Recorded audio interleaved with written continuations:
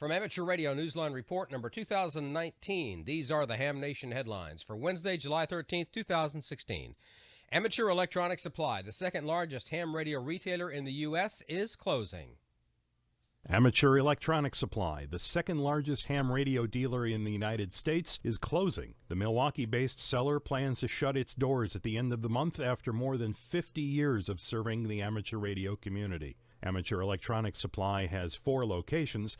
Its corporate headquarters in Milwaukee, the Cleveland area, Las Vegas, and Orlando, Florida. The business began as a venture by then 18-year-old Terry Sturman, W9DIA, in Milwaukee in 1957. It was founded as Amateur Electronic Supply, LLC in 1998. Terry Sturman became a silent key in 1999.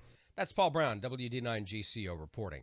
Marking the National Park Centennial, one group of Washington, D.C. area hams recently elected themselves to the White House. That is to say, they elected to operate there on the grounds. If your goal is to get to the White House in an election year, it usually means a lot of campaigning, debating, shaking hands, and expensive television ads. Unless you happen to be the Hack DC Amateur Radio Club in Washington, D.C., then all you need is a portable radio, a small antenna, and permission. They recently operated from the White House grounds, which is an actual national park. I recently spoke with Don Jones, K6ZO, who said they had a whole lot of fun. We had so much fun that we're going to come back on the 25th of August for a full-blown day, which is August 25th is the day that the National Park celebrates their 100th anniversary. Jones said that for the short time they were on the air this first time, they made quite a few contacts. We were on a 20-meter CW mainly, and we were there doing a demonstration for about 30 minutes, and we made 22 contacts. We had a special call sign, Whiskey 3 Hotel for White House.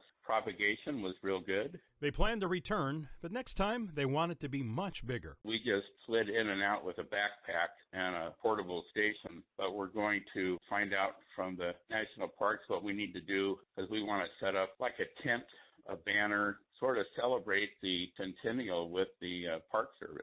If you're in the Washington, D.C. area and want to find out more about the club, visit the website at hacdc.org and listen for them to be on the air again this August. For Amateur Radio Newsline, I'm Paul Brown, WD9GCO. Boy Scouts on the air as K2BSA aren't just operating, they're upgrading. This week in Radio Scouting, we have 3 scout camps on the air as K2BSA, an upcoming Radio ScoutNet, and the Scout Loan stations are being upgraded. Our Portable Zero station is still active at Camp Geiger in St. Joseph, Missouri, and will continue to be through July 22nd. Our Portable 5 station at the Philmont Scout Ranch continues as well in New Mexico through September 1st. Finally, our Portable 8 station at Camp Wyandotte in Wakeman, Ohio, will continue to be active on Wednesdays through July 21st. Chris Overby, KB5UBT, has volunteered to host a monthly radio scouting net on the second Thursday of every month. His first net will be at 10 p.m. Central Time, Thursday, July 14th, which is also 0300 UTC Friday, July 15th. Frequency is 7.190 megahertz plus or minus the QRM. Chris is located in the Dallas, Texas area.